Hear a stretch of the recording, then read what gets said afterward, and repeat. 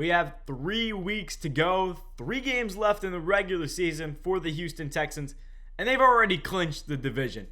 Now, you might say, hey Mike, with 3 games left, do you dare start to sit some of your players in terms of like the next 2 upcoming games? Do you sit players week 18?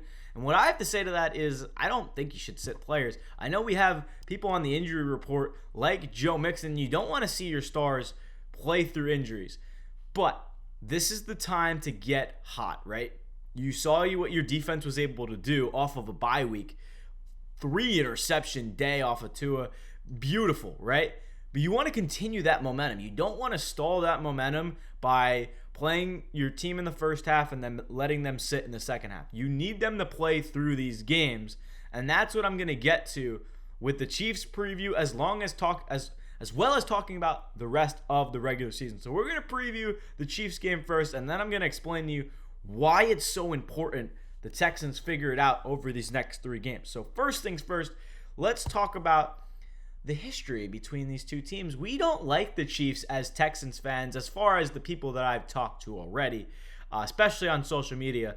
You see all of the Instagram posts of, hey, the last time the Texans played the Chiefs, or the last memorable time at least the Texans played the Chiefs, they were up 24-0 in the AFC divisional round. And oh man, is it definitely deja vu that I don't mean to bring up to fans, but I feel like you have to talk about it. 24-0, Bill O'Brien goes for that dumb fake punt, and the Chiefs pour it on, going 51-31. It was a rough game. But looking at the last 3 games, L. This is a game where the Texans can get right on the Chiefs.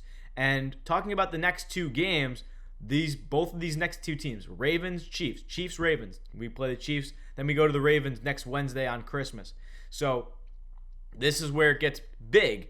Now, the Chiefs are 13-1. We can't really hate on the season that they're having. However, you have to look at how the season has gone, right? You had the Matthew Wright off the field goal doinking in, the Raiders fumble when they were going down to try and win the game, the Falcons game earlier in the season, the Ravens by a toe. There's so many close games that the Chiefs have had. So I really do believe on a kind of short week, because it is a Saturday game, the Texans could come out swinging. And here's the thing. We got to go to offense for a second. Bobby Slowick talked about how he kind of tried to change it up. And Joe Mixon, only 12 carries. It was a lower number. His low was 9, but week 2 versus the Bears. But he did get hurt in that game. So I would consider this a season low for Mixon. And it wasn't like the Texans' offense was bad. They did get in the red zone. They just ended on field goals. And when you have 4 turnovers, I talked about it literally in the last video.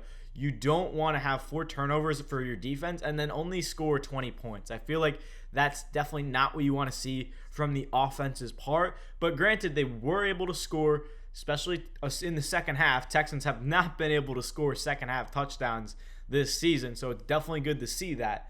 But you don't want to win 20-12 when you have 4 turnovers on defense. I feel like that's a little bit scary.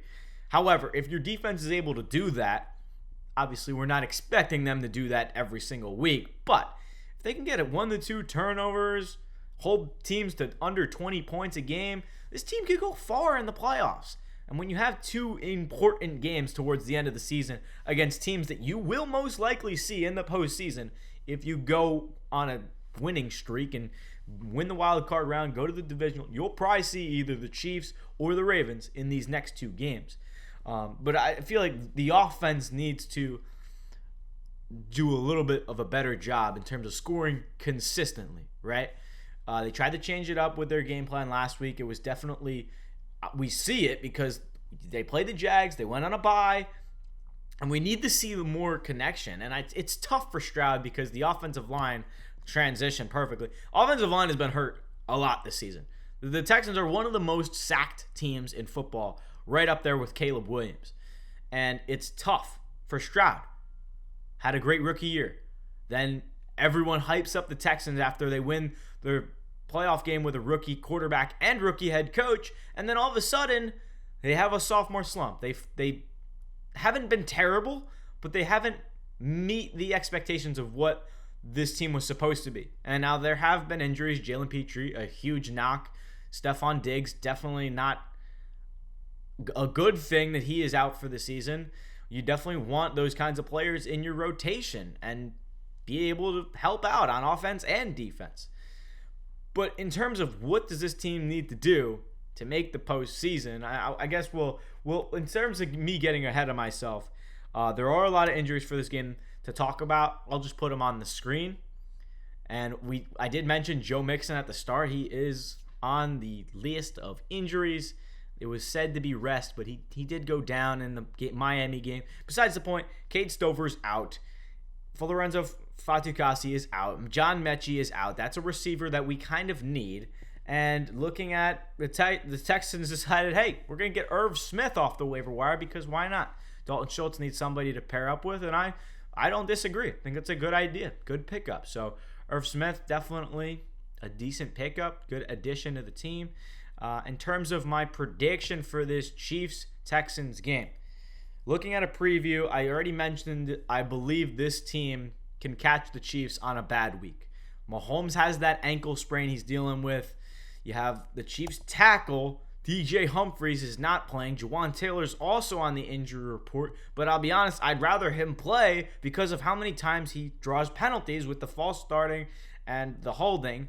But in all seriousness, this is a game the Texans should win. Now, do they really have to win? Is it a must-win game? I think Texans fans should be pretty relaxed, right?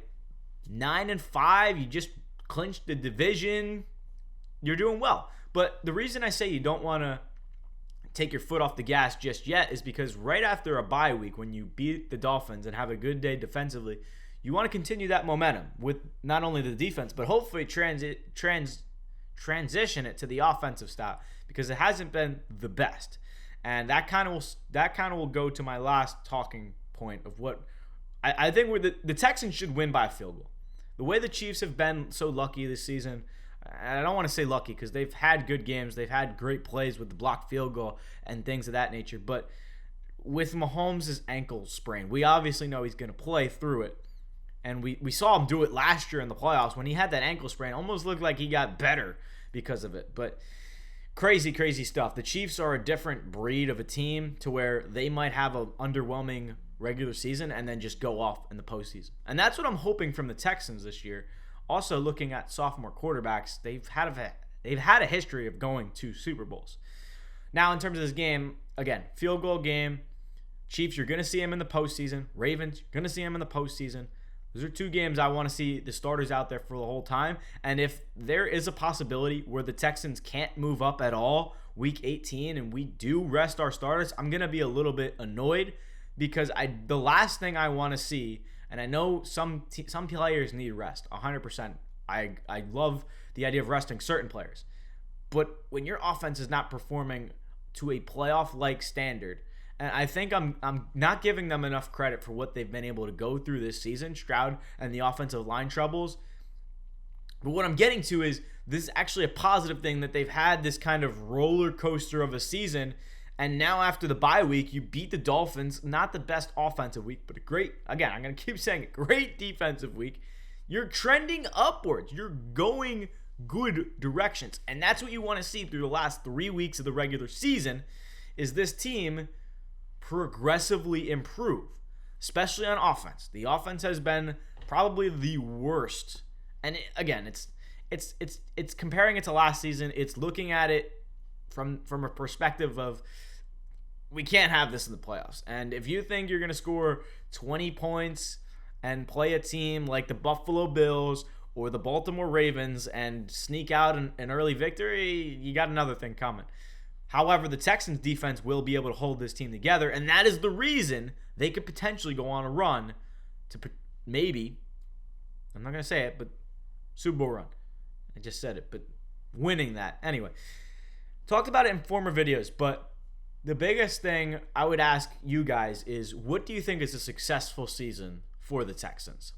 It's definitely a tough question. So for me, like I've been saying it throughout the whole season, some people may say, all right, winning a wild card game based on the way they played this season, the struggles they've had to overcome with injuries, I'd be happy with just a wild card win. And I would agree, but I feel like with this situation of a rookie quarterback and a second-year head coach, who we have good pieces, it's definitely not ideal or illogical to think that this team is one win away from an AFC championship appearance. And that's all I'm really hoping for, is the Texans to make it to the AFC championship game. It seems like a little bit of a long stretch. I feel like many people are counting this team out, and I don't think that's a good thing. The Texans defense it's been on a road, that's for sure, but it's definitely proved me wrong. I definitely thought the secondary was a weak point, and then Kalen Bullock came in. Kamari Lassiter, 2 rookies playing unreal. Derek Stingley doing his thing. Christian Harris is back. Although Pitre's out, this team looks good. It looks good. The only question mark is, can you rely on CJ Stroud to conduct the game-winning drive? And we'll see that over the next 3 weeks get progressively better, especially against contending teams. I think it's going to look a lot better, because when you have a late bye week, that's such an advantage. Bye week 14 is kind of crazy. Those last few weeks you get a bye. But this is the team, this is the weeks where you have to figure it out and kind of lock in and be like, all right, let's go on a run. Because it really doesn't matter what you do in the regular season, especially considering you've already clinched this playoff spot. And you're not going to be able to go up that much more because you got the Chiefs, because you got the Bengals. I'm sorry. I was thinking of the NFC North, or AFC North. The Texans aren't going to be able to move up from 4 to 3 because you got the Bills, the Chiefs, and probably the Ravens or Steelers are going to win out and win the AFC, not NFC, AFC North. But in terms of the rest of the season, I want to see the Texans offense improve in terms of Stroud finding a rhythm. And I honestly wouldn't mind if they tried hurry up offense or just anything different at this point. The offense looked better last week than it did in recent weeks. But this is the benefits over the next course of these couple weeks. That's what you want to see. Slight improvement gradually along the way. And then when the playoffs hit, we're a new team. This is it. You go on a run, and hopefully we can pull for the Texans to win the Super Bowl. Anybody that's not a Texans fan watching this may be like, you're being a little bit too credited towards your team because you're biased. You might be right. However, I seriously do believe the Texans are a team that could get hot at the right time, especially for the amount of struggles that they've had in the regular season. And for most surprising teams that go to a Super Bowl, it's teams that have struggled throughout the regular season and have gone to a Super Bowl. I don't know why I've had Mahomes up there for the longest time. I apologize, but in terms of this game right here, it's going to mean a lot. I'll end it on this. I kind of went on a little bit of a tangent. However, I have to mention it. Charles Omenihu made a statement, and it was a bad one. I'll just read it. At the end of the day, I'm going to make this clear. I don't mess with the Texans organization at all, and I cannot wait to play them, boys. I literally cannot wait. There's definitely going to be some fire. Just wanted to end it on Charles Omenihu.